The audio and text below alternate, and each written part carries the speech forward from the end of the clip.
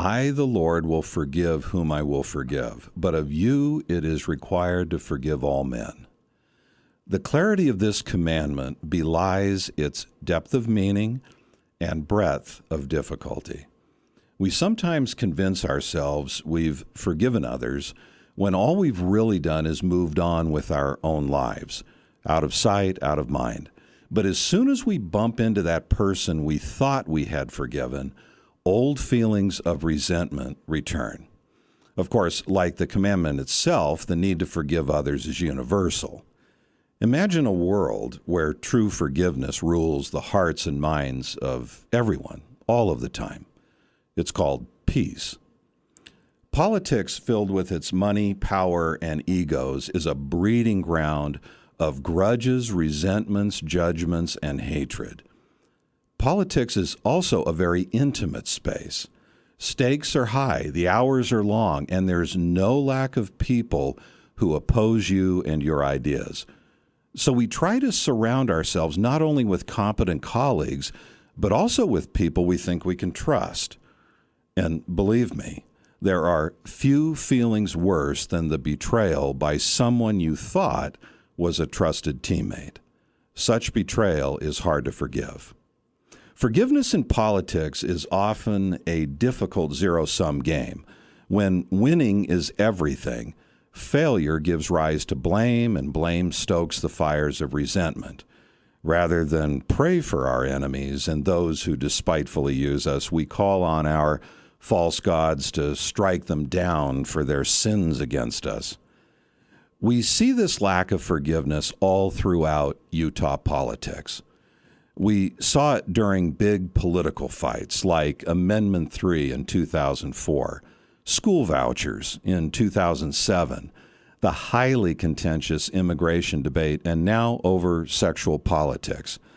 What we don't often see is the personal resentment created when political relationships turn sour. Utah is full of political operatives who can't stand one another for a variety of reasons. Sometimes these relationships heal through goodwill, but more often than not, if bad relationships seem healed all of the sudden, chances are money's involved. If political operatives know how to do anything well, they know how to put on a good face when they're getting paid for it. The concept of strange bedfellows doesn't very often include bedfellows who have offended us or who we have not forgiven. More often than not, they remain lifelong enemies. But maybe there's hope. Maybe all isn't lost.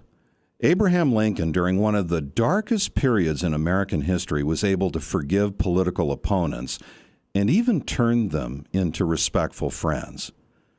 Governor Gary Herbert here has turned opposition into opportunity over his Healthy Utah plan. The state legislature once considered his plan dead on arrival, and now he's skillfully reached out to those former legislative opponents and has everyone upbeat at the negotiating table.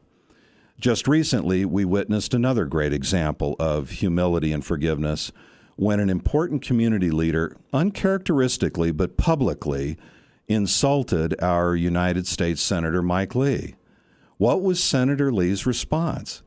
He transcended the moment. He didn't take the comments personally. He refused to return fire with fire. And because he sets that sort of transcendent example on a regular basis, he's won over many new friends and continues to prove his leadership in behalf of Utah. In the face of such great examples, I sin in my skepticism about the inevitability of politics as usual. These great examples don't make forgiveness any easier for me personally, but they do show me it can be done. It's called leadership. I'm Paul Mero. Thanks for listening.